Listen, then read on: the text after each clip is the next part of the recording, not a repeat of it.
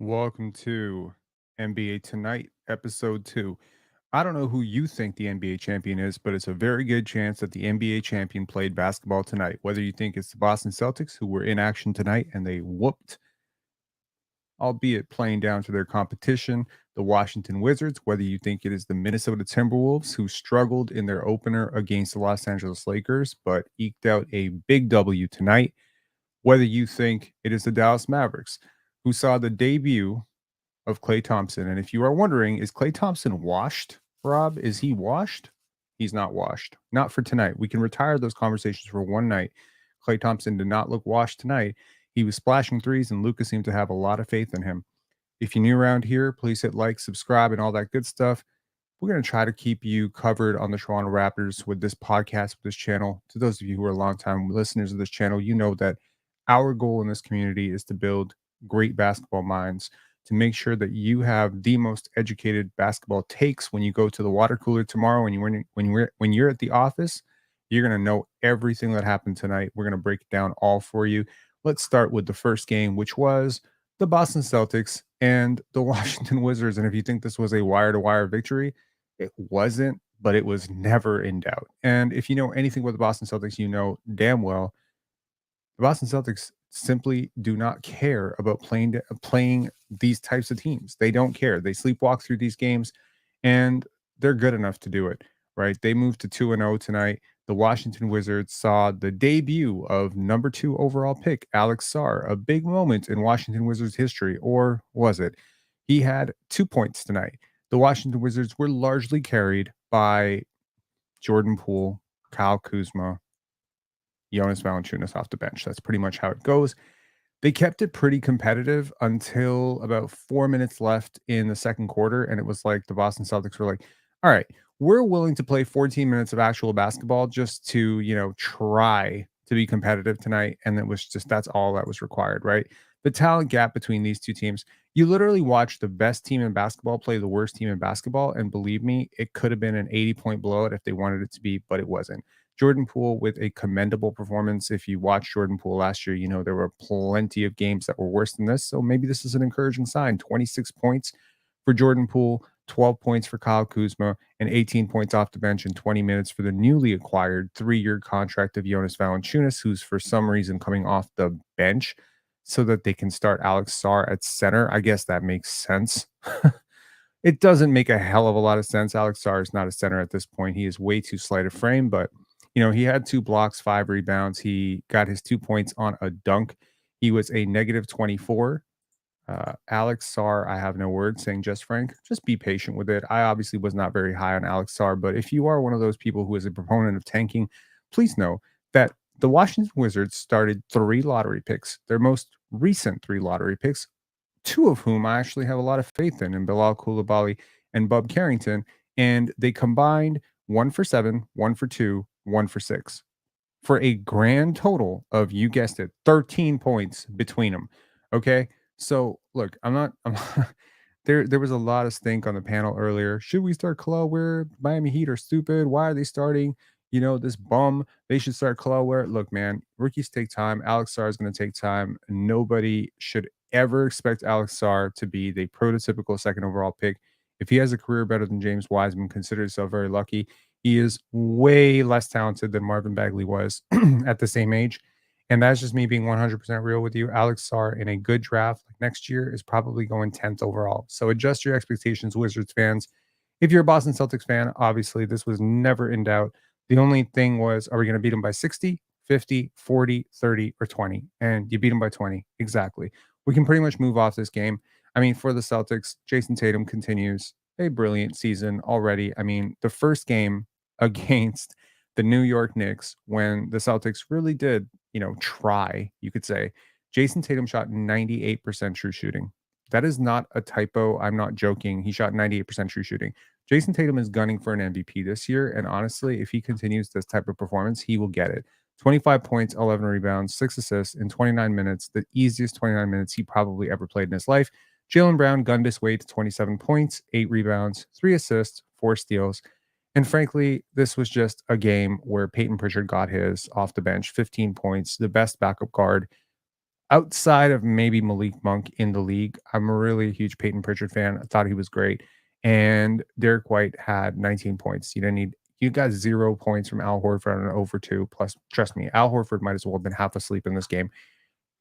Is I mean, maybe we shouldn't have just even started out with this game. Can we just put a moratorium? No Wizards talk on this podcast ever again. Can we do that? No, I'm just kidding. I'm not going to be disrespectful. Honestly, the Wizards are a rebuilding team. I do like, the concept of Bilal Coulibaly. I think hopefully, some of their young players can become better. It's just moments like this where you think to yourself, would you be better off right now if you had Denny Avdia? Would you be worse off? You couldn't be worse off than this, right? You want competitive losses. I think the fact that they were able to stay in this game as long as they did is a testament to the fact that Jordan Poole was just hitting threes. And on the night where he's not going to hit threes, you're going to get blown up by 30, 35, and it's going to look worse. It's not always going to be this bad. Obviously, sometimes you're going to face the Charlotte Hornets, or maybe you're going to face the Portland Trailblazers, or you're going to face I don't know, the Chicago Bulls when they're tanking in game 81, and maybe it'll look a little bit better than this, but the Wizards are absolutely heading for one of the most historically bad seasons probably in NBA history. I'm willing to claim it on record that they're gonna push the Detroit Pistons record last year, easy peasy, and they should be front runners for the Cooper Flag sweepstakes. Let's go to something far more interesting, which is the second-year debut of Victor Wembanyama, and if you were expecting something great, you probably did not get what you were looking for. And maybe you're one of those people who's going to go to the water cooler tomorrow and be like, "What's the big deal with this, Frenchie? What's the big deal with this Wemby guy? He doesn't seem that good. He doesn't seem that great. He got outplayed by Derek Lively tonight." Well, Derek Lively's a hell of a player. I think he's great. Wemby is trying some stuff. Wemby tried a lot of pull up threes and a lot of pull up jumpers, and he went 1 for 8 from three tonight. Believe me, they're not trying to win basketball games right now. They're trying to develop their future superstar. And he had 4 turnovers. He shot 5 for 18. He shot 1 for 8 from three. He had 17 points, 9 rebounds, 1 assist, and 1 block. And for the person who has pegged him as the sixth best basketball player in the world, I'm going to have a lot of mud on my face tomorrow. So thank God I'm not on the panel. But it's growing pains. It's a growing process. There's going to be ugly nights like this where you're going to go up against a front court, which is just going to physically feel overmatching, like Derek Lively plus Daniel Gafford, and it's an off night. But Wemby's going to have like a 20 and 35 performance with 8 blocks this point at some point this season when those threes go down. I think you have to be patient with this. And I'm really glad the Spurs are the team that is developing him because, unlike a lot of teams, they're not short sighted. They're going to develop him correctly for sure. Way too smoky saying, speaking of Wiseman, Achilles injury, sad for him. Yes, indeed, very sad for him. You never wish that for anybody, and I wish him a very speedy recovery. Julian Champagny with 18 points, Jeremy Sohan with 18 points. Man, we never thought we'd see the day. Jeremy Sohan with 18 points, a non-scorer with 18 points. He's developing nicely. He had some good defensive possessions as well. Harrison Barnes, Chris Paul. We saw, the veterans for the Spurs. It wasn't just Alex Sarr who made his rookie debut tonight. Number 4 pick, Stephon Castle, also made his debut off the bench with 8 points, 5 assists, 3 rebounds. That line may not stick out to you, but honestly, I thought he was really interesting in his 18 minutes. He's obviously, he's a rookie. He's going to go through his lumps just like anybody else. 7 points, Keldon Johnson off the bench. I mean, Keldon looks different. I mean, I'm hoping for his sake that he's better. But this very interesting approach that the Spurs are taking, starting Chris Paul, playing him 29 minutes, Harrison Barnes 29 minutes. I think this is the right way to go. Julian Champagny starting in place of who am I missing here? Man, I'm sleepy. Their best player, their second best player, Devin Vassell, who did not play tonight, and you know that will make a difference. Devin Vassell is the type of player that will make a massive difference in this situation. And again, I will continue. I will continue to believe that the Spurs will be better than they were last year. Will they be a play-in team? Some people think they will be a play-in team. Some people think they will knock on the door of the play-in. And I think a lot of that depends on the teams around them. I think a lot of that will depend on the Houston Rockets and the Utah Jazz and which direction they go. Utah looked a lot better than San Antonio, but I think with Danny Ainge and with Will Hardy being a great coach in Utah, I think what's going to happen is they're going to do the same thing they always do. They're going to come out, They're going to be 8 and 12, 8 and 13, and they're going to pull the towel on the season, start resting guys, start playing young players. They're already playing plenty of young players. They're starting Walker Kessler probably in the hopes that they'll get two first round picks for him at some point from a team desperate enough to trade him. But, they got Taylor Hendricks. So, I mean, it'll be interesting. But yes, Portland is a definitive going to be worse than everybody in the West. And then you just start tacking on teams. Can the Clippers be bad enough? Will this Kawhi situation boil over? Can the Spurs, with 42, 43 wins, if they could push that mark of 42, 43 wins, sneak into the play in? If so, a single great game from Wemby might just be enough to upset somebody, and that could be very interesting. I think the NBA would love to see Victor Wembanyama in the playoffs. I really do. I think they would love to see it, but unfortunately for him, he's going to have to be patient. Chris Paul is the guard whisperer. I think that's always been the case, right? Everywhere he goes, basketball IQ goes through the roof. And I think there's no better guard in the league for Stephon Castle to learn from and learn under. And Stephon Castle clearly fancies himself as a bit of a point guard. And some people have had some issues with that. Is he really a point guard? I think he can grow into a combo guard. And I think if we've seen what Chris Paul has done for Shea Gilgeous-Alexander, maybe the Spurs are hoping that he can do something similar for Stephon Castle because there are some similarities in their games. Overall, the Dallas Mavericks looked good. They looked very good. And the Spurs were in this game. Just an FYI, the Spurs were in this game up until the third quarter. It was still a very competitive game. They had it within three. And then, just a massive Mavericks run. Take a look at the game flow here because it really was neck and neck. And then the Mavericks just showed you who they were as a basketball team. And it was just that quick run right there. So, first, Dallas pulled away by 10 initially in the third quarter. They had a huge run. And then it was right at the end of the third, right going into the fourth, where it was just the momentum they turned on. And, suddenly Derek Lively's going downhill. Kyrie's hitting threes. Clay's hitting threes. Luka's hitting threes. And it was just like an avalanche, and they could not stop it. Luka Doncic, 28 points, 9 for 25. He had 10 rebounds, 8 assists. He looked great, and he's gonna play himself into form. Klay Thompson with a phew, you breathe a sigh of relief if you're a Maverick fan, right? Last year, you gave up something to get this, right? Let's just be honest. Derrick Jones Jr. was a huge part of what was good about the Dallas Mavericks. I think the defense that Derrick Jones Jr. provides was an important part of what the Mavericks did and that got them to the finals. And to replace that for Klay Thompson is a risk.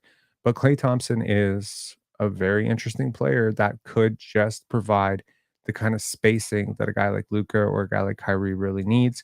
And I think a lot of expectations have been baked into the continued growth of guys like Jaden Hardy, guys like Najee Marshall, who came off the bench and did not have a great game, but I expect a lot of good things from Najee Marshall, guys like Omax Prosper, and especially a guy like Derek Lively, who I don't think will be on the bench for very long.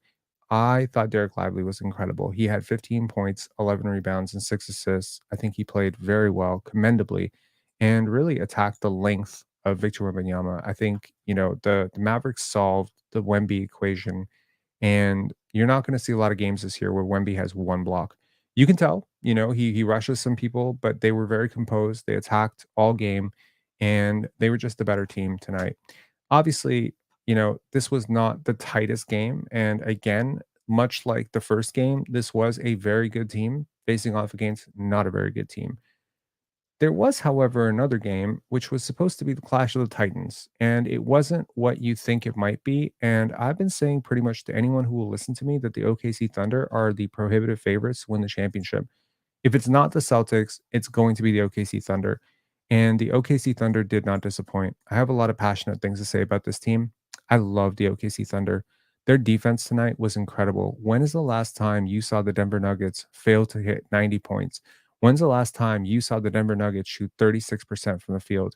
When the hell is the last time you saw the Denver Nuggets shoot 18% from three? I honestly, I almost want to do double take. This doesn't even feel real. This game was ugly as hell. 17 points in the third quarter for the Nuggets. They could not buy a basket. Like, it's insane. They shot 7 for 38 from three. 7 for 38. They shot 35 of 98 from the field. And they have a league MVP and two alleged max players and a former league MVP in Russell Westbrook, who I'm told is going to make a difference off the bench. And Geez, man. I mean, this was interesting. I mean, it was close. It was close for a bit. It was close through the first half. And then the third quarter, we just saw Chet Holmgren take over this game in so many ways. There was a pull up jumper. There was that incredible block on Jokic, followed up by beating Jokic down the court, getting the pass to Case and Wallace. Case and Wallace then throws a pass to Shea Gilgeous Alexander. And then Shea Gilgeous Alexander finds Chet Holmgren streaking downhill. This did not look like a team that was facing off against a player that they were scared to face off against. And if you're wondering, man, Isaiah Hartenstein made such a difference, Rob. Isaiah Hartenstein was in street clothes. He did not play. This is not the Thunder at full strength. This is not the Thunder. They must have gotten a huge performance from Jalen Williams tonight. Nope. Nope, they didn't. He had 12 points, and I think up until like right at the end of the fourth quarter, he had like 8 points or 9 points through most of this game. They didn't need it because Chet Holmgren is real. Chet Holmgren was I thought Chet was better than Paolo at the draft, and I'm going to continue saying it. He's better than Paolo. He's clearly better than Paolo. He's always going to be better than Paolo, and if he stays healthy, he's going to be an all-star for a very long time. He's probably going to push all NBA. He was on my list of best power forwards in the league. I think he's incredible. His defense was amazing. And between him and Wemby, and I know that's been a huge debate, and obviously I am very much team Wemby. I think Wembenyama's ceiling is higher. But tonight, I think Chet Holmgren showed what he can do. I mean, he went 0 for 5 from three. He's not going to do that. He's not going to do that. And if you're doing the math at home, that means he missed one shot tonight that wasn't a three. I mean, can we be real about this? Chet Holmgren is freaking amazing. Daryl with, the obvious thing here, very nice. Chet Holmgren is outstanding. I don't think outstanding even describes what this guy is. I mean, on the floor with the league MVP last year, the runner up to league MVP, he looked like he was in a different class. And I'm not even gassing it up. Chet Holmgren looked amazing defensively, offensively. And look, going up against Nikola Jokic, Aaron Gordon, I mean, you are clearly outmuscled. And he held his own. He defended the paint, man. He was great on his rotations. I thought he was great. Shea Gilgeous Alexander, 11 for 24. Of course, this is not the best Shea game that you're ever going to see, but this is a goddamn competent one. 28 points, 7 rebounds, 8 assists, 2 steals, 3 blocks. And man, that's saying a lot if I'm telling you that's not going to be his best game this season. He's going to be cracking 30 on a nightly basis. Isaiah Joe didn't have a hot shooting night. I mean, they didn't shoot well. That's the crazy part. They whooped the Nuggets. They didn't have Isaiah Hartenstein, and they didn't shoot well. We also got a little bit of Alex Caruso action off the bench, which is very interesting. If that is what's going to happen here, because I didn't know how the starting lineup was going to shake out. They're starting Isaiah Joe. Okay. I see you. I see you, Mark Dagnall. You're going to start Isaiah Joe, who's a hell of a player. No disrespect. But man, Alex Caruso, per a lot of metrics, is the best 3-and-D guard in the NBA. And Cason Wallace is no joke. He's incredible. So, and you got Aaron Wiggins off the bench. 7 for 9, 15 points. That contract is looking like a steal.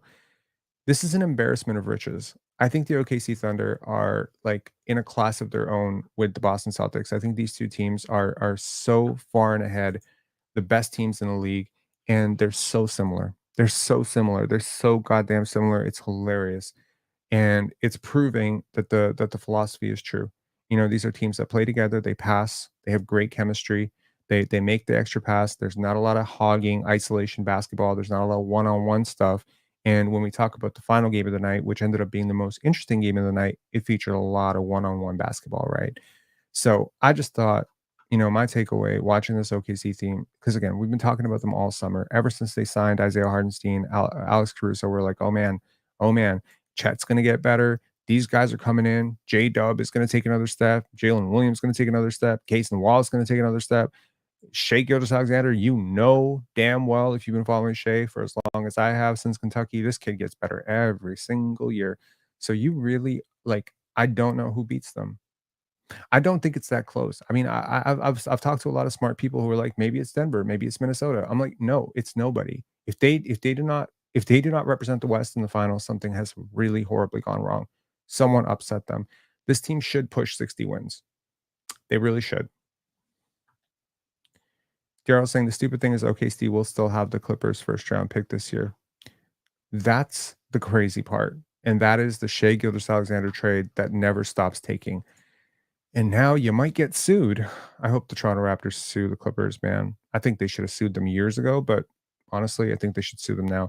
So, anyways, I mean, for on the Denver side, I mean, you have league MVP Nikola Jokic, but he is a connective player. He is a player who plays off of his teammates, and his teammates honestly did not show up tonight.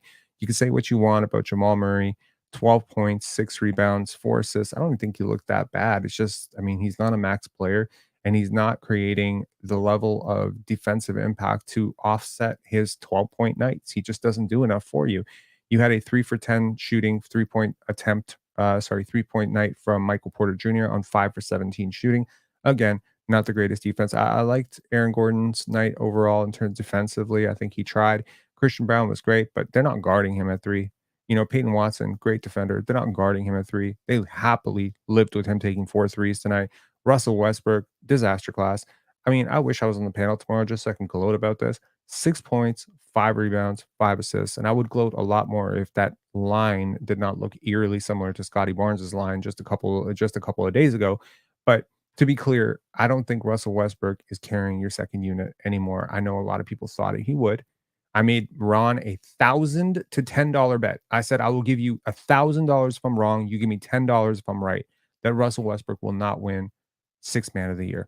It's the easiest $10 I've ever made in my life. Ron, if you're listening to this, get ready to pay me $10. Like, wait, I think it was $20. What am I? I'm selling myself short. It was $20. It's $20. Ron, you owe me 20 bucks. Okay. Russell Westbrook's not going to win Sixth Man of the Year. Russell Westbrook is a negative spacer. And honestly, maybe if you had a little bit more around this, I could understand how it might work, but it did not look good tonight. Maybe it'll look better. Maybe it will look better. I think the losing Deron Holmes hurts. I know I'm talking about a rookie, but he's a really good rookie, and I think he would have helped a little bit. The depth on this team is really troubling. The fact that they have committed so much money to Aaron Gordon and Jamal Murray and Michael Porter. I understand Nikola Jokic is the best basketball player in the world. I wonder how long that will remain true, but for now, he's still the best basketball player in the world. So I understand supporting a core around the best basketball player in the world. I'm not an idiot. I get it completely. You know, I fully understand you had to do what you had to do. But at the same time, if you ever decide to pivot off a player, if a player ever gets injured, that's a big matzo ball on your cap sheet. That's really hard. Okay. So that's really tough for me. I did not like the way the Denver Nuggets played basketball tonight. And I mean, honestly, I don't even know if it wasn't that I didn't like how they played as much as I loved how the Thunder played. Right. And again, I don't think this is the best of the Thunder. I think the Thunder are going to get better. I think this is going to be a really hard team to beat. So, you know, just put it in your notebook. Make sure to watch the Thunder as often as you can. They are a beautiful brand of basketball. I love how they play, and really not much more to say about that. You know, let's take a look quickly at the team stats if there's anything else worth that's sticking out here. I mean, Denver wins the offensive rebound battle. They win the rebound battle. They win the assist battle. They win the steals battle. Like it just doesn't matter. It's just you can't make a three. You can't win in the NBA. Neither team could really hit a three tonight. But overall, it's like there is a difference here, right? The Thunder made them when they counted. I think they defended just a little bit better. Well, that's a stretch. They defended a hell of a lot better, in my opinion. And they led by as many as 20. They end up winning by 15. You know, their 20-point lead was, I believe, in the third quarter. They led by as many as 20, and then, you know, we saw what happened. But yes, you got a throwback game to the 90s. Not a lot of teams making, you know, having 100. I don't think we're going to see a 102-87 score the rest of the year. This was a real anomaly. And again, this is a Thunder team that maybe wanted to put the league on notice that this is who we are.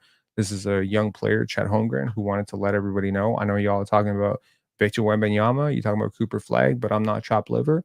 And you know what? Like, I think a lot of people have this primacy bias where if the guy is the face of the franchise, Chet Holmgren will be the face of a lot of franchises. I'm gonna be honest with you. If he was on a team like the Magic, he would be the face of their franchise. He'd be the face of like 18 teams franchise. Okay, he's a really good player. He's a great player, actually.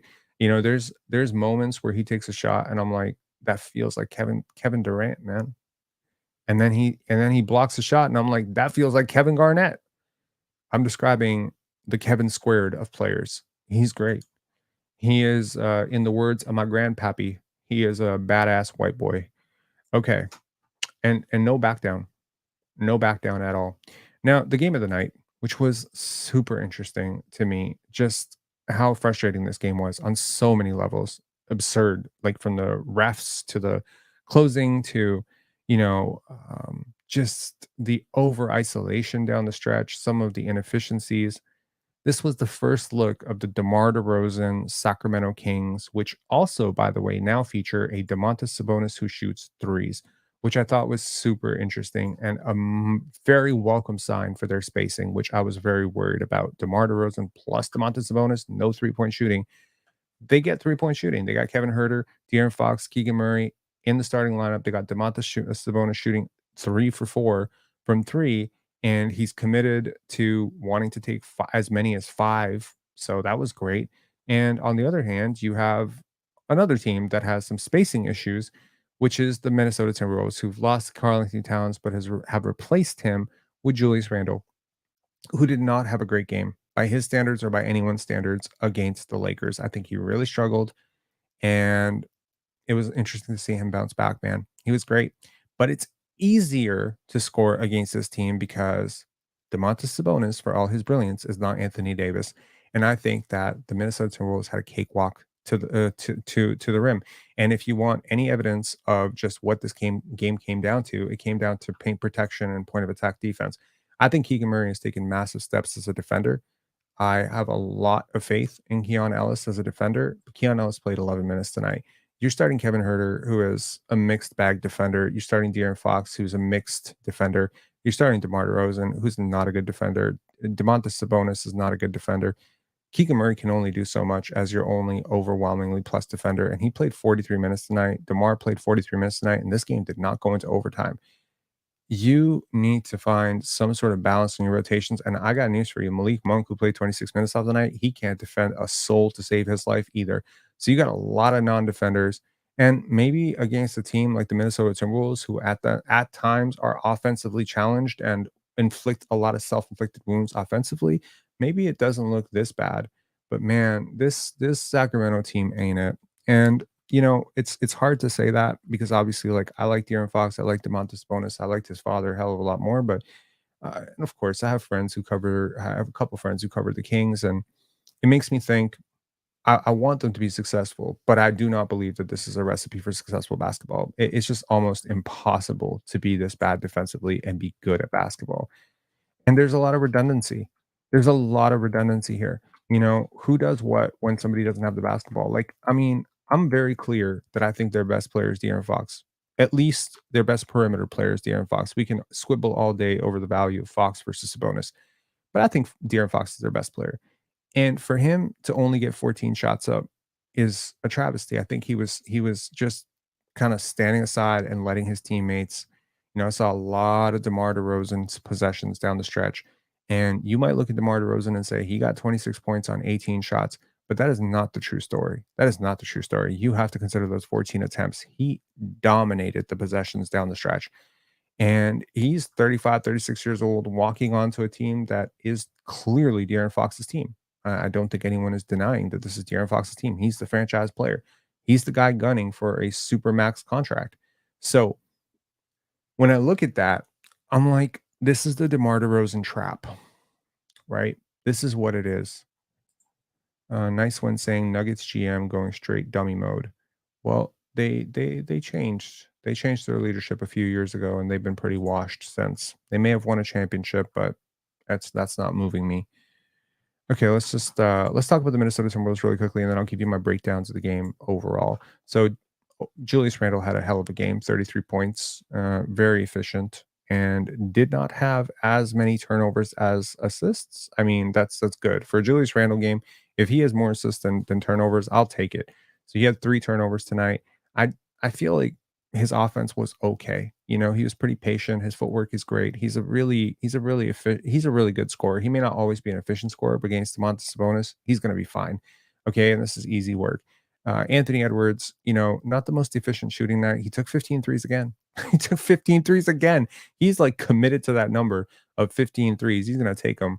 And he shot 5 for 15 again. I mean, who else shot 15 threes the other day and shot exactly 5 for 15? I feel like this exact line was replicated by another player, and I'm forgetting who it is. but somebody else shot 5 for 15 the other day as well. Get used to it, man. This is the modern NBA. This is like if you've gone played pickup basketball, this is exactly how kids play these days. They're just taking threes, taking threes, taking threes. I don't want I don't want Anthony Edwards taking 15 threes against De'Aaron Fox and Domantas Sabonis and DeMar DeRozan. He can get to the line anytime he wants. Anytime he wants. And he got to the line 7 times. And honestly, this game was decided pretty much right at the end. So take you down to the final, right? And it was 115, 115. And it was interesting, right? Rudy Gobert gets fouled by guess who? Domantas Sabonis on a completely like bizarro world shot, right? And it was 114, 115 at the time, and so it's tied, and it's 38 seconds to go, and then the Kings go 2 for 1 on a De'Aaron Fox missed elbow line extended jump shot, okay? So they wanna go 2 for 1 with 27, but the ball gets tipped out, and then so I think, like, more time bleeds off the clock, and now it's, like, 26 seconds, 26 and a half. So now instead of going 2 for 1, which, my friend Jordan, shout outs to Drenchman Sports, he mentioned it on his live covering this or on his Instagram reel covering this. He was like, sometimes, you just got to go for the best shot. Like they didn't get the greatest shot in the world. I thought it was fine personally, but you can argue all day about the 2 for 1 in that situation. But you're at home and it's tied. So I think, you go for it, right? And it's not the greatest shot, and then it gets tipped out of bounds, and now your 27, 28 seconds turns into, like, 26 seconds, and now you don't have enough time. So if they run out the clock, you're pretty much going to surrender. You're gonna have 2 seconds to put up a shot, and that's exactly what ended up happening. So right towards the end, Anthony Edwards gets right to the front of the rim, and guess who fouls him again? Yeah, it was Domantas Sabonis. You guessed it, 100%, and he makes both free throws.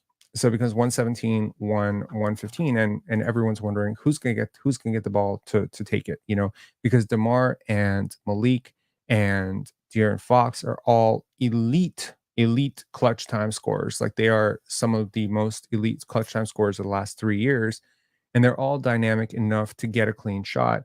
And what ends up happening is DeMar DeRozan inbounds the basketball to Keegan Murray. Keegan Murray kind of pump fakes a little bit. And I think it was Nas Reed jumping out at him, Anthony Edwards jumping past him, and then he kind of heaves the shot. And I mean, Keegan's a great 3-point shooter. You did not need a three in that situation, though. I personally would have gone for the two, and I just would have gone for the best shot. I don't think what they got was a great shot, and I think this is a sour note to start the game out on. You played hard enough, I guess. You had some pretty good shooting from Domantas Sabonis, but again, I think there's some issues. Slitherman, thank you so much. Jalen Green was the other guy. Yes, Jalen Green shot 5 for 15 as well. You are correct. That was it. Okay, some round out some takeaways. The NBA season is back. We're back, and I love it. I'm very, very excited about this season. There's a lot going on in this season, and more so than anything, it feels like a changing of the guard.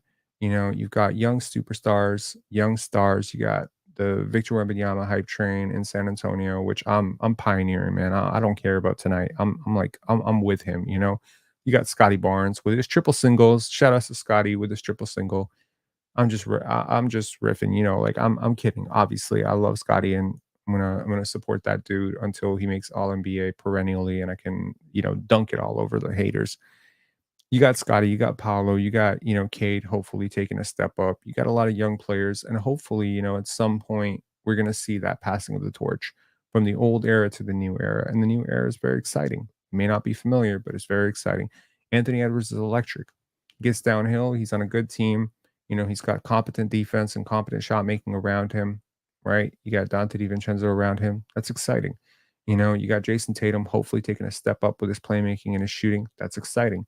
I don't know what's happening in Philly. I really don't. The league is allegedly investigating Joel Embiid, which I found out today, which is very interesting that they're going to be investigating why he's missing these games. Do not be surprised. I would not be surprised if Paul George ends up playing tomorrow just out of threat of a lawsuit or something or a fine from the league, which is based on the 2-star resting rule. Like you can't rest 2 stars. So I don't know, man. It's a very interesting time in NBA history, and I think sometime, it's like it reminds me a little bit of 2005. you're watching some of the old timers, you're watching some of the best players that you watched in your life, or maybe it's like 2003. I think 2003 is a great time, right? Because that's right around the time where you had Hakeem on his last legs, you had Patrick Ewing on his last legs, you had David Robinson on his last legs, you had the last possibly like 2 good years of Arvydas Sabonis, a couple of years of Arvydas Sabonis there, and I think obviously Arvydas is great. You had Shaquille O'Neal exiting his prime, but then on the other hand, you had this influx of young players. You had Yao Ming, Tracy McGrady, Vince Carter, LeBron James, Carmelo Anthony. It's like this new era, this ushering in this new era. And it feels like that right now. It really does. You got Wemby, you got LaMelo Ball. Those two are very different, but they're still very young and exciting stars, right? So it's very interesting. It's a very interesting time in league history, and I just think I've never seen a league so talented. It's very interesting to also, consider how this may impact expansion in a few years, potentially with Seattle, Vegas, Vancouver, one of those, two of those three teams coming into the toe, and what that will do to the restructuring of the Eastern Conference as a team like Memphis or a team like Minnesota moves into the East. That could be very, very cool. So yeah, I mean, we're in a good place for basketball. I wish star players like Jalen Green, or well, not real stars. Jalen Green is not a star, but star players like Anthony Edwards would have a better read of the game. Because sometimes it does feel like these guys they're playing basketball, but they don't really understand basketball. You know what I mean? And there's this comment by Victor Wembanyama, which we never addressed on this podcast, where he said, coming into the league, he's lost a little bit of respect for certain players because they don't work as hard, or I guess something along the lines of they're not working at it the way he would expect them to be working at it, and he lost a lot of respect for those guys. And I feel that it's lovely to get old head logic from a 20-year-old Frenchman, kind of judging your culture. We're very used to North America to Europeans coming over and judging the culture, but he's right. He's right. And when you talk to coaches, when I talk to coaches, especially like coaches who coached at a high level, they often talk about this depleted IQ factor, right? Like they talk about this idea that people used to understand the game better. Like Rod Strickland understood the game of basketball better than the average point guard today. Michael Jordan, Larry Bird, Magic Johnson, people like this, Michael Cooper.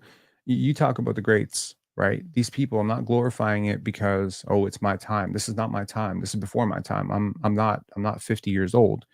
But when you watch those games, you could understand there was a real presence of IQ, right? In that. Uh, Rafiu Adlab. Haven't seen you commenting here, but that's cool. That's cool. What do you think of Lively Year Two? I'm a big Derek Lively fan, man. I'm a huge Derek Lively fan. I think this guy's going to be an all star. I think it's it's amazing. He is exactly who the Raptors probably would have drafted had they not traded for Jakob Poeltl, which is the hilarious thing, right? They probably would have gotten him or Cason Wallace. Either way, you couldn't have gone wrong. They're both great players. Point being, I think he is incredible. I think his short roll passing was a revelation. The fact that he can shoot is stunning. But if you watch his high school tape, he can actually shoot and he can pull and he has a decent form and he even hit one in the playoffs. I think his activity level and his compete level is awesome. I mean, if you ever wondered like what would happen if Draymond Green was actually an above the rim athlete and actually active and, I mean, maybe he could become some version of that with more offense. He's a really good player. Today on the panel, we were debating player archetypes, and we were debating specifically Trey Murphy the third versus Cade Cunningham.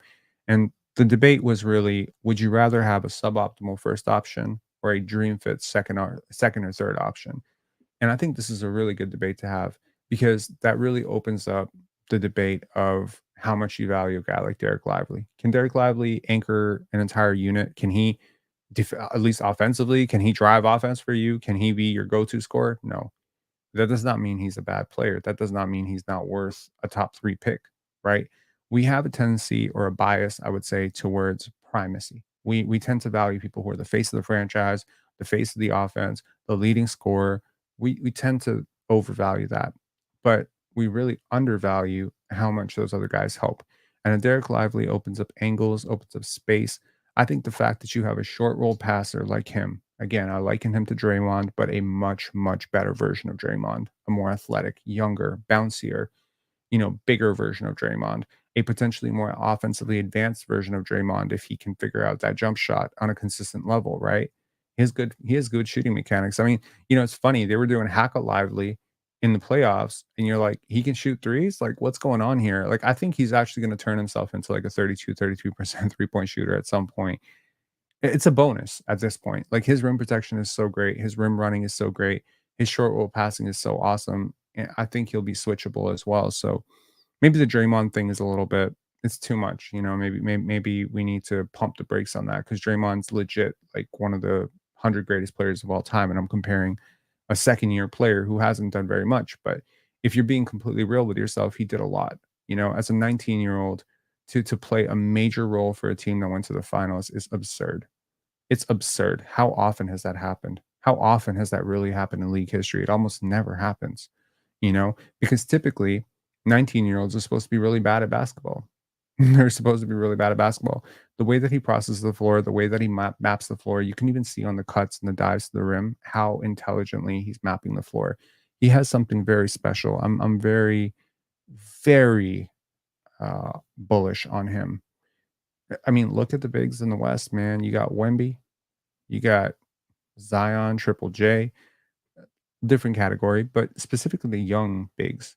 You got you got Derek Lively, you got Chet Holmgren, you got Victor Wembanyama. That's tough. That's tough. You know, it's very interesting. So let me know when this video goes live. What was your favorite game of the night? What was your favorite performance of the night?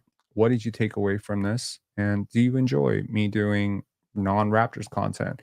Are you a Raptors fan? Are you a non Raptors fan? Are you someone who stumbled onto this podcast because you're like, what's this bullshit Raptors podcast that's talking about the Kings and talking about DeMar DeRozan? I had to talk about the DeMar DeRozan experience. Holy shit. I almost forgot. Okay, DeMar DeRozan, tie it back to the Raptors. There's a lot of connections with Sacramento and Toronto. There's one connection that I can make, which is very obvious: DeMar DeRozan. Second connection: Doug Christie on the coaching staff. Third connection: Alex Len's playing minutes for the Sacramento Kings. Fourth connection: there was a big trade that ended up going down between the Sacramento Kings and the Toronto Raptors, which I think will go down as one of the 5 greatest trades in Raptors history. And I'm being generous when I say that. I went into the chat for the Sacramento Kings, and I was there, and then someone was just like, "Yo, Penn, uh, m you guys robbed the Kings. You guys robbed Monty McNair on this deal." And I'm pretty sure they're saying that because Jalen McDaniels hasn't worked out for them. Sasha Vezenkov basically was waived and counted as 0%, a 0 hit on the cap. And and they maybe missed Davion Mitchell. But to me, this deal is 100% about Jamal Shed and that Portland pick. Whatever that Portland pick becomes, I'm positive it's going to be probably a useful player in a very good draft, in which I have been looking at the top of the second round, and I'm looking at the Portland Trailblazers. Believe me, I'm actively losing. I'm waiting for every Portland loss because I want a 31st overall pick in that draft. And Jamal Shed plus that pick. I mean, my God, man, I would have given up. I might have given up a first round pick for that. So, we crib and we cry about the first round pick we gave up for Jakob Pertl. You pretty much got the equivalent value of a first round pick back for Jalen McDaniels easily.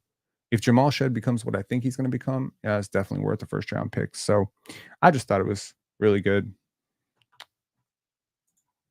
Country Kong saying, does Grady's ability to finish around the rim remind you of Steph? I'm trying to process that question. I feel like I'm too sleepy to answer that question. That feels like one of those questions you got to answer on shrooms or something, bro. Like, I don't know. Does Scotty Barnes, ability to launch from outer space remind you of Shaquille O'Neal? I don't know. Maybe I'm being stupid. Maybe I'm being obtuse. I can't think right now of like Steph's finishing ability around the rim. Grady Dick, like these completely different types of players, different finishing talent. Steph's actually pretty good around the rim, is he not? So, like, are you saying it's because of the little up and under for one play? Well, I mean, in fairness, Grady did do that one other time in preseason. He did do that. That is fair. Kenny saying Anthony Edwards might win MVP this season, and he was clutch today, and he had a clutch jumper and free throws. Yo, for real, Anthony Edwards can do whatever the hell he wants. I wish Anthony Edwards would go to the basket more, though. I'm gonna be honest, like against the Sacramento Kings, I feel like that is a pretty hopeless defense, and Anthony Edwards can get whatever he wants on the Sacramento Kings. Settling for jumpers is not my jam. I understand maybe you want to say like do it however you want to do it, but if it was a blowout, I feel differently about it. This was a competitive game. In fact, the Kings were leading through most of the third quarter, and it was pretty decidedly. I think it was like 97-90 at one point. Like it felt like the Kings could win this game. But of course, I'm looking at the Kings, even up 7, and I'm like, I don't feel comfortable with this team because when Anthony Edwards decides to go downhill, they have no answer for that. And if you're not playing Keon Ellis with Keegan Murray, you have no shot in hell. I'm gonna tell you that honestly. Like you don't have 3 defenders to rub together to create a defensive unit. You could put Alex Len out there as a shot blocker, but now your offense is compromised. You could have Keon Ellis and Keegan Murray, but now what are you doing with your offense? You have 3 players that I find to be quite redundant, and I understand 2 of them playing together, but all 3 of them is crazy.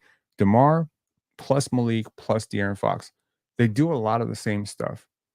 And when one of them doesn't have the basketball in their hands, it's like Malik creates space, De'Aaron creates space, right?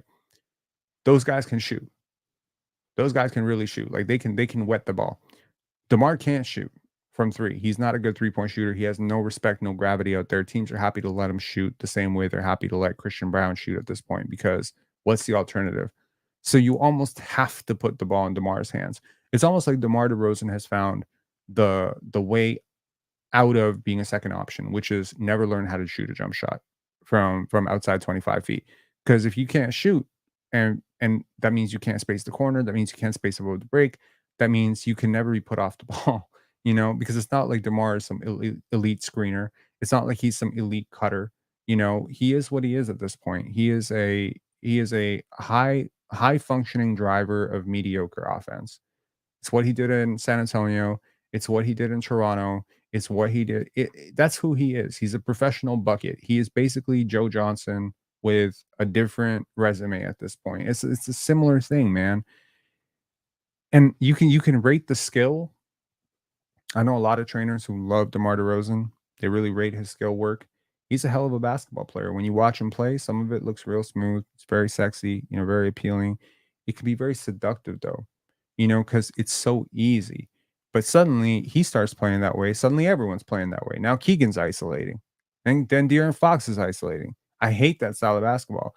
What made the Kings so successful 2 years ago was their movement. And there's elements of that in their game, of course, but you have to have the personnel to do that. Everyone can't be Rip Hamilton. Kevin Herter is better at doing Rip Hamilton stuff than DeMar DeRozan. So I think that, I feel like this DeMar DeRozan thing is going to backfire for the Kings. And I say that respectfully as a Raptor fan who watched DeMar DeRozan for many years. He's not it. And as he's gotten older, that burst has gone even further and further away. And you're going to see against good defenses, it doesn't work. He is not getting the space, right? He is not getting the space on the release. So there's a limit to how much you can foul bait. And when those referees stop calling those fouls, because there were some phantom calls down the stretch, DeMar got the whistle a few times where I'm like, well, that was not a foul. Like I thought the referees were going to job the Minnesota Timberwolves tonight. It did not feel fair. That's my read on it. Maybe I'm kind of seeing the bias, right? Because I think DeMar foul baits a lot. But if the consequence of having DeMar DeRozan, just from a team building strategy, look, sometimes when you're a losing franchise like the Kings are, success can go to your head very quickly. They had 1 year of success, which was 2 years ago, Light the Beam. It was a really fun team. I could not stop watching that team. I was so impressed with everything they were doing. Jordy Fernandez, Mike Brown, everything they were doing was awesome. I really enjoyed it. And I felt like I had a front row seat to that because my boy was covering the team. He was so happy. All the losing the Kings had done for 16 years, obviously in the early 2000s, they were my favorite teams. So it was great to see the city of Sacramento be put out of their misery and to have a fun basketball product. And a lot of people caught on. It was great. It was great. We saw the ascension of De'Aaron Fox. We saw the real rise of all NBA Domantas Sabonis, the all NBA conversations around Domantas Sabonis at least, right? Uh, Rafio Ed Lab saying, I stumbled across your channel during the Mavs playoff run. Really appreciate your content. Watching this channel from Paris. Damn, bro. Thank you so much. I really appreciate that. This community is very global. When we do our analytics tests, we see people from Africa, Europe, we see people from Asia, we see people like we I really appreciate that. That's one of my favorite things about this channel. So thank you for checking in. There's actually a lot of people in the chat right now that are actually not from North America. So that's very, very cool. And that's why sometimes I do these lives at like 2 a.m., 3 a.m. on an East Coast time, because we have West Coast people, we have people from Alberta, people from LA, people from whatever. So I love it. I love that our community is global. So thank you very much. And you know, I'm a huge fan of Luka Doncic, and I'm a huge fan of Derek Lively, and I really like your team. And I love Najee Marshall. So, I mean, like this is a very, very interesting team to watch. Yeah, so the DeMar DeRozan trap. Like I consider it like it is a trap, because again, and this is gonna sound like slander, and I don't want it to sound like slander because DeMar is a great person and he's a fantastic, human being, humanitarian, all that stuff. And he was one of my favorite, young players coming out of college, high school. I loved him, Compton High. I watched him Compton High, all the Vince Carter comparisons, all that stuff, right? But you watch DeMar DeRozan and you see effectively what is like a dated brand of basketball. It's like everything Jerry Stackhouse did, right? That it just doesn't work, right? It doesn't work. He's not a great defender. He's not a good defender. He's not positionally versatile on that end. He's become a much better playmaker and a passer, and I like him in that role, right? But then the isolation stuff, he gets into it. He gets into it too much, and it is infectious. It infects the whole damn team, right? And yeah, that's exactly it, right? It is that Rudy Gay style of basketball, right? That's like the Carmelo Anthony style of basketball, and there's nothing wrong with that when you are that good, right? There's a compromise. Anytime you're gonna go heavy ISO, like with Luca, right? You go heavy ISO. I don't have any problem in the world when you go isolation basketball with Luka Doncic. He is efficient enough to make the compromise. It's always a trade-off though, right?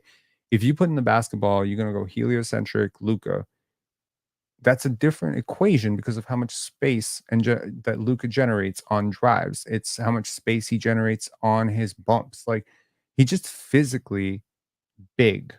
He's a big boy, and Luka can bump a dude and Jokic can bump a dude like into the third row and they're gonna get clean separation and they're gonna draw two to the basketball. They're great advantage generators. DeMar goes against the advantage very much. And so when he passes out, he hasn't shifted the defense enough, right? If Luca, like when Luca Doncic catches the ball, just because of how efficient he is as a basketball player, when Shea catches the ball, not quite to the same level of Luca, but it's getting there slowly with Shea. When these real legit stars, these real superstars, these guys who are constantly at 60, 61, 62, 63, 65% true shooting, when these types of guys catch the basketball at the nail and they start making their move, by the time they make the first pass out of that move, like the defense is completely shifted. It's like discombobulated. There's like breakdowns all over the court.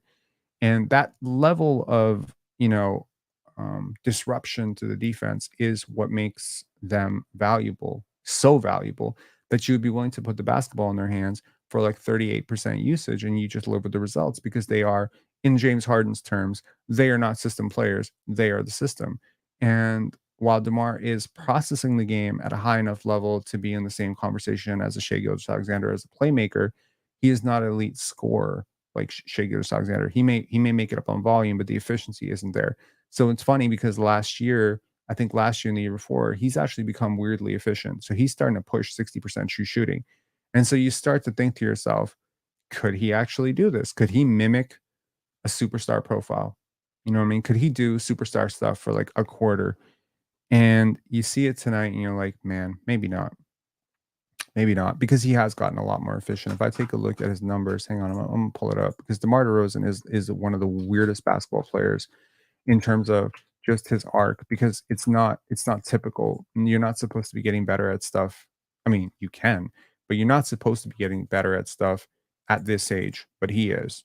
And I hope y'all understand. Like, I'm not slandering DeMar at all. He's a hell of a basketball player. So he went from a 76% free throw shooter as a rookie to an 85% free throw shooter And last year, his effective field goal percentage was 50%.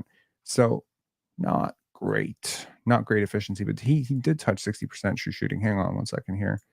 Where the hell are we here? Did I miss that? Yeah, he did. He got real close. So he got 60% true shooting in San Antonio. So this is a far cry from the inefficient DeMar we saw in Toronto, 52, 53, 51. Like these are really inefficient seasons. And seasons, by the way, where he was an all-star, 53% true shooting before anyone gave a shit, right? But to me, he was never the best player here, ever. He was not like there was a 3-week stretch where DeMar DeRozan was the best Toronto Raptor on the team. He was not the best, he was not better than Kyle Lowry for a second of that run, but he got a lot of again, leading scorer, right? He was averaging 24, 25 points per game, and that's how, you drive the narrative up. But prior to going to San Antonio, he had never touched 60% true shooting.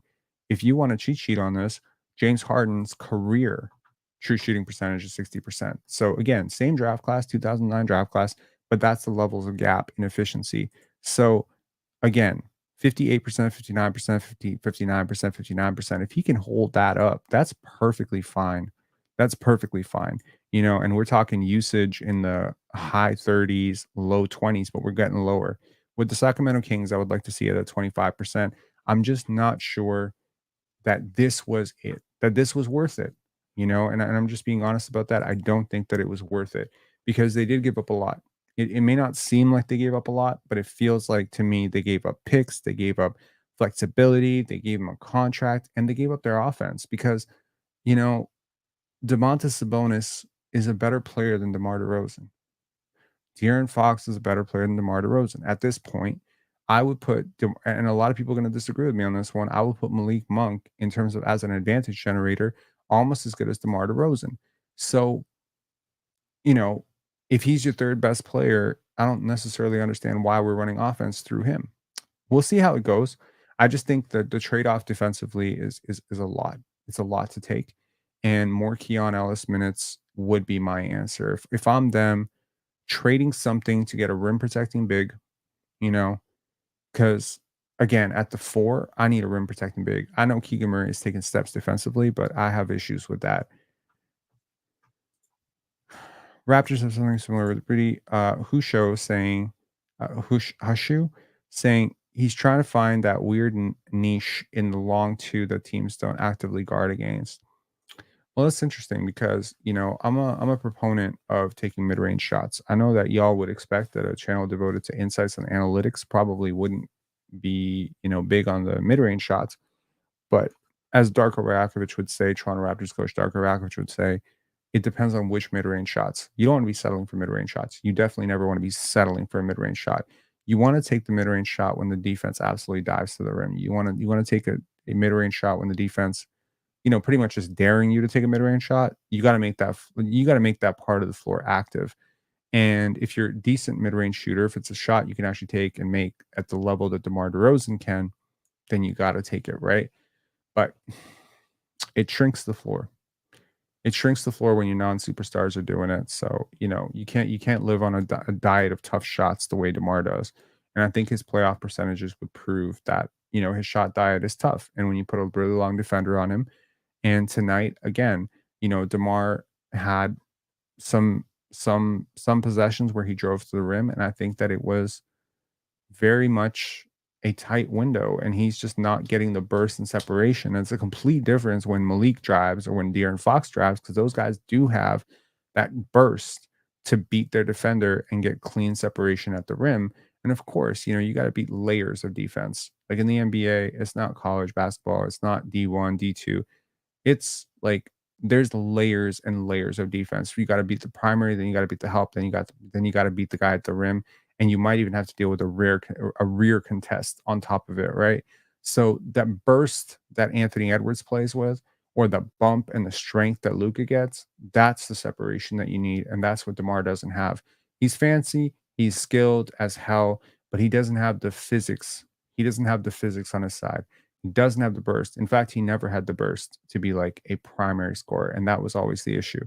You know, if you wanna take a clear separator on a guy like him and a guy like Vince Carter, because you could say, okay, well, he was compared to Vince Carter coming out. It's just leaps and bounds difference in separation and athleticism. So it's very important. And I think Malik is a great athlete. I wonder, if Malik Monk is on his Malik signed a great deal with the Kings. Just a steal of a deal, in my opinion. I think he's well worth that money. I wouldn't be surprised if, with DeMar DeRozan in tow, with how valuable Malik should be to a team that's contending, if Malik Monk couldn't be flipped for like immediate defensive two-way help, right? It wouldn't be the worst idea in the world. I mean, it might be a better idea to build a time machine and not do this the whole thing with DeMar DeRozan, but I realize a lot of fans are very, very excited about DeMar DeRozan. He's a big time bucket getter, big time scorer. Obviously, it talks to a lot of people in Sacramento. They're very excited about having DeMar DeRozan there. And I just don't want to, I don't want to tell them. I don't want to tell them like this is not going to end well. You're not winning a championship with DeMar DeRozan as your closing scorer. And you're definitely not winning championships with DeMar DeRozan standing in the corner, waiting for a pass that no one's going to guard. You know what I mean? So there's limits to this, right? We talked about it earlier with Cade versus Trey Murphy. I value Trey Murphy more. Some people find that really hard to believe. They find that they're like, "Wow, you must be an idiot if you prefer that." Again, I'll take a guy who can be the finishing piece on a championship team over a guy who can't participate in a championship. That's how I value it, right? A Derek Lively is more valuable to me than a Cam Thomas or a Jordan Poole or a Kyle Kuzma because I can't play Kyle Kuzma if I'm trying to win a championship. I know Kyle Kuzma got a championship, but he ain't winning a championship as a second option. He ain't winning a championship as a third option. He'll win a championship exactly how he won a championship. You know, I think it's just important to realize that, right? Because we were rating out the 2021 class, right? How much do you value in Evan Mobley's two-way potential in defense? A Herb Jones two-way potential versus the primacy and scoring of a Cam Thomas or a Jalen Green. You know what I mean? Like these are questions that are really worth asking philosophically about what you value in your basketball players. And I think these are the discussions that front offices need to have, right? How much do you value rim protection? Are you willing to trade 5 first-round picks for Rudy Gobert to get it? Are you willing to burn a first overall pick or a second overall pick to shore up your defensive interior? Are you willing to put how much do you value clogging up the middle? Are you willing to burn a seventh overall pick or an eighth overall pick, Donovan Clingan, Zach Edey, right? It's an important area of the court, but there's a trade-off, right? Because if you're not getting that, you're missing out on something else. Maybe you're missing out on wing creation, right? Maybe you're missing out on a jumbo creator. So I think we need to really stop thinking about players in positions and start thinking about players and archetypes, player archetypes. Like, yeah. Country Kong saying DeMar was amazing for us 2017 to 18.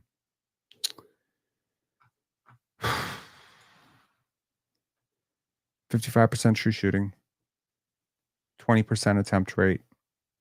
Yes. That was his highest volume 3-point attempt rate ever. And that was one of my favorite DeMar seasons. But it ended the way a lot of other DeMar seasons ended, and it ended a little bit short, right? So yeah, I don't want to consider this DeMar DeRozan slander or anything like that. I just think the league is a very interesting place right now, and it was very cool to see some dudes in different uniforms, like Klay Thompson. I've been watching him for years in Golden State. To see him with the Dallas Mavericks was absolutely wild. It was wild to see that, right? To see how he'll adjust and, to see him thriving. There was always the potential that this could happen. But I do believe to maybe Golden State fans, who, by the way, blew out the Portland Trailblazers on their opening game and might be sneaky good. Wouldn't it be crazy if we saw Dallas Mavericks versus Golden State Warriors in the opening round of the playoffs? I'm going to timestamp this for myself just in case it ends up happening and I can look like a prophet later on. But it wouldn't surprise me if like the Warriors are like the 7th seed and the Mavericks are the 2nd seed and they actually meet in the playoffs, or if they meet in the in-season tournament, that would be insane too. Steph versus Clay, also the best take or the best kind of inside old, yeah, I'll call it a dad joke at this point, that I've heard about the Klay Thompson situation is, Steph lost the Splash Brother, but he got a Splash Buddy. James saying Warriors are a deep team. They definitely making playoffs. I don't know about definitely. I don't know about definitely. I would say they are a potential. They can potentially make the playoffs. If Andrew Wiggins plays well, if Draymond Green keeps his head clean, if some of the young guys come along, yes, they will make the playoffs. I don't have the highest opinion or faith in Jonathan Kuminga. Brandon Kujewski looked really rough in their opening night against Portland, but it was Portland and it's one game. I have a lot of faith going forward, obviously, in Brandon Kujewski, but they don't have any like A plus talent on that team. Like they don't have a Scotty Barnes, they don't have a Chet Holmgren, they don't have even a Paolo Banchero. Like they're gonna have to scrap to find one. And I don't think Jonathan Kuminga is it. And Jonathan Kuminga notably did not get an extension from the Warriors. I'm curious, what he thinks he's worth. I'm curious what they think he's worth. Some people think it might mean they're willing to trade him. I think I'd be very wary if I'm a team looking to trade for him because I don't really value him that much. I don't. I see athletic potential, but I don't see a winning player. So we'll see. Anyways, thank you all so much for tuning in to the second episode of NBA Tonight. I am goddamn tired. I was on the panel for 3 hours, did a 2 hour rant for basketball, and then a 1 hour rant for this. That's 6 hours of live streaming in 15 hours. That's a lot of live streaming. That's a lot of live streaming. That's a lot of talking. That's too much talking. Okay. Enjoy. Hit like on your way out. I really appreciate it. And let me know again when this video goes live. What was your favorite game of tonight, and what was your big takeaway? And did you see the NBA champion tonight? And is it the OKC Thunder, or is it the Dallas Mavericks? Is it the Boston Celtics? Is it the Sacramento? No, I'm just kidding. It's not Sacramento Kings.